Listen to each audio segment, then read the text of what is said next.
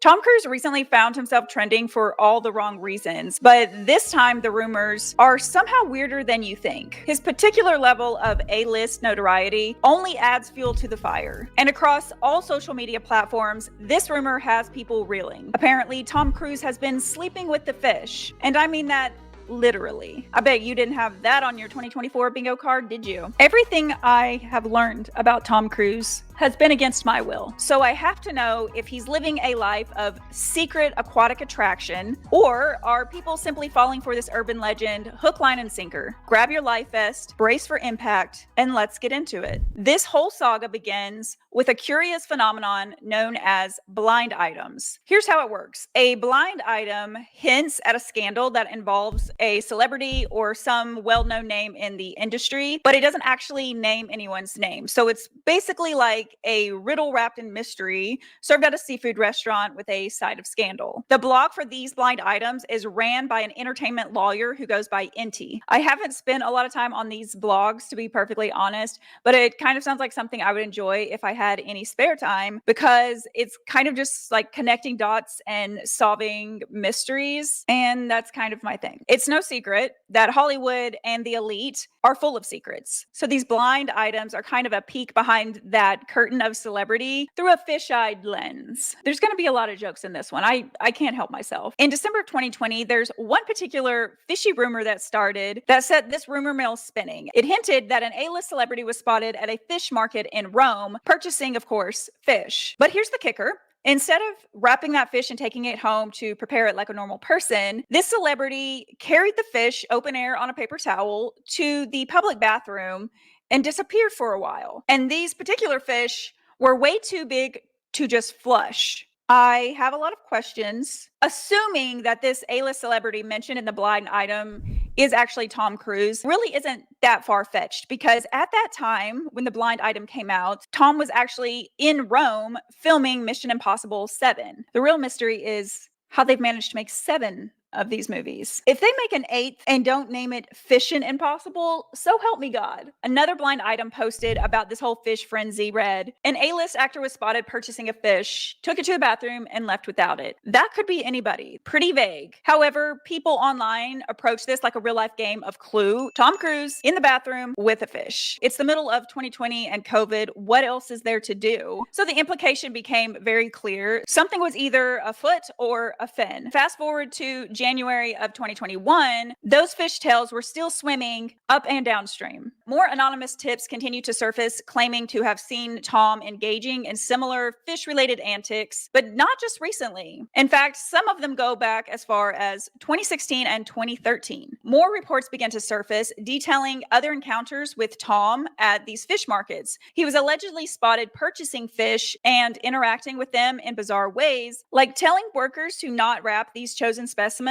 and then disappearing to public restrooms with a bodyguard outside. And when he came out, the fish would be in the bathroom trash can wrapped in a whole bunch of paper towels.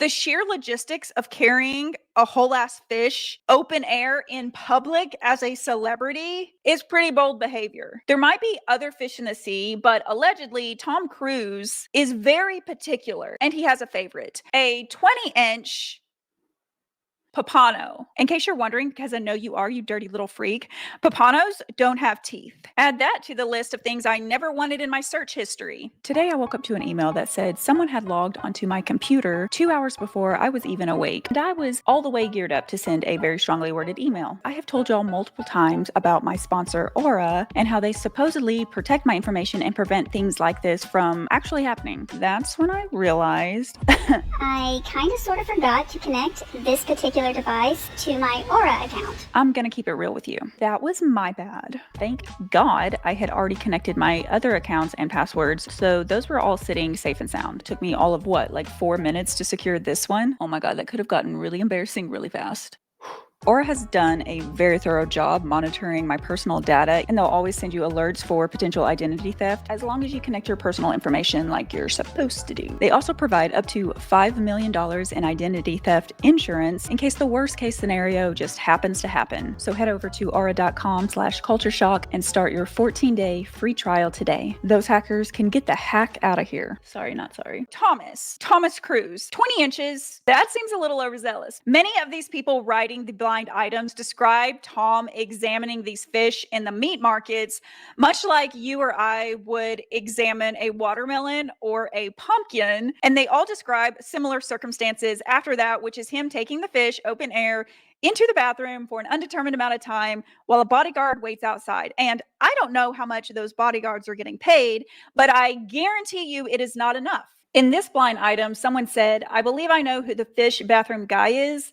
I think it's him because I witnessed him do something similar in 2016 in a supermarket in LA. Our actor was taking a while because he was carefully examining every fish that the guy placed on the scale. Finally, he settled on one. The actor requested that the man not wrap it, so that's actually the only reason why I followed him." Kind of creepy that you followed him, but okay. "I thought maybe they were filming a movie or something and they had an emergency need for a new prop." They go on to say that this actor just went into the bathroom with the fish. The actor came out without the fish. They went into that restroom. They found the discarded fish in a bathroom trash can, covered up by paper towels. I don't remember if it was this exact person or another blind item, but I do remember reading, you know what? I don't even want to, someone said they saw something white coming out of the mouth of the fish. Okay, another blind item posted about this says, "Your previous blind item reminded me of what I saw in my Beijing supermarket many years ago. One day, maybe in 2013 or 2014, I see this man go to the fresh fish counter and order one fish. He had two black clothed men by his side. He spent many minutes looking at all of the fish and then ordered one whole fish called a pompano. He likes those toothless bitches." It has been clarified that all of these fish are not alive for this.